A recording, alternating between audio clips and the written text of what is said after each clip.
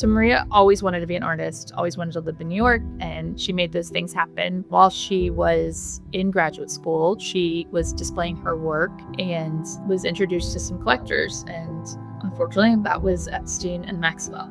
Our honoree this year, Maria Farmer, was the first to report one of the most horrendous, high-profile sex offenders and traffickers in U.S. history, Jeffrey Epstein. She ended up taking a job with Epstein. Initially, the job was to procure art for him. As Maria's working for Epstein, he's asking questions about her life and her family, and she, shares about her family and about me. I was 16 years old when I met Epstein and Maxwell. Maria was abused at Leslie Wexner's house, the founder of Victoria's Secrets. After that experience, she went to her sister, and she was worried that maybe her sister had been abused as well.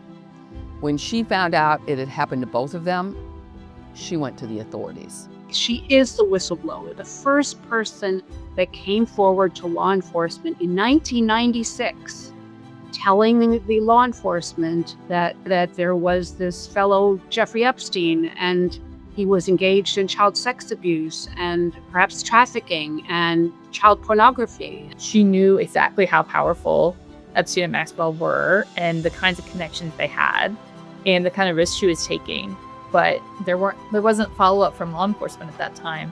It was just a few years later when a reporter from Vanity Fair, he starts to do a profile on Epstein and reaches out to Maria, and Maria agrees to go on record. So I also talked to the reporter and tell her my story. And then the article comes out about Epstein and there's no mention of us.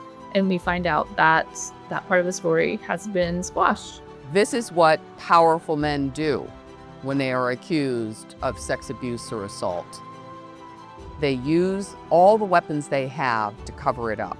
And unfortunately, what that meant for Maria was they were told that, we were all willing to go on record about them. She has faced death threats to destroy all of her life's work, threats to burn down the building she was living in. And as a result, she had to move out of New York City and then move several times over a period of years in order to hide from what seemed to be tremendous physical danger. A period of time goes by before we're then approached by the FBI in 2006 about what's happened to us. And she came forward again, and they promised her, we're going to get him this time. They really emphasized that they needed her to be a witness and that there would be a trial, and they expected there would be serious consequences.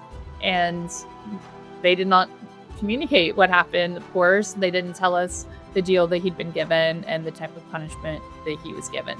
But again, they failed her and everyone else. It wasn't until really years after the FBI case when we were approached by attorneys in regards to Virginia Roberts Giuffre's case. We then learned a little bit more detail about what had happened to her. We were asked to be witnesses against Gala and Maxwell, and we agreed. Every claim that Maria made in 1996 turned out to be valid. Had the government explored those issues properly, especially the child pornography, which they completely ignored for decades, a lot of this wouldn't have happened.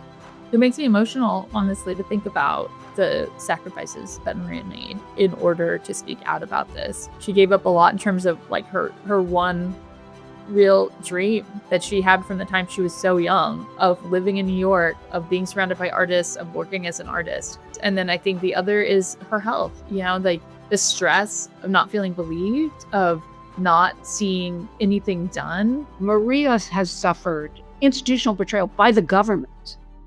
And that is something that is very hard to accept, because you not only get abused by the abuser, but then the government does it as well.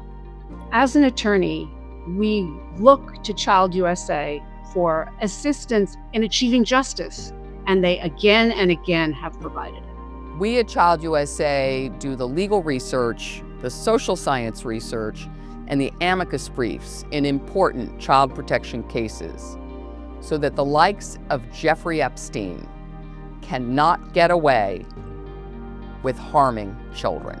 The reforms that Child USA is doing in terms of widening that window so people, when they do get there, are able to hold predators accountable is incredibly important. Maria, congratulations. This is a wonderful award, and you're so deserving. Congratulations, Maria, on this award. It is so well deserved. I hope you really take this in and feel the support and encouragement of the people with you, recognizing your bravery and your strength. Congratulations, Maria. You truly deserve this award. Thank you for the years of bravery and truth.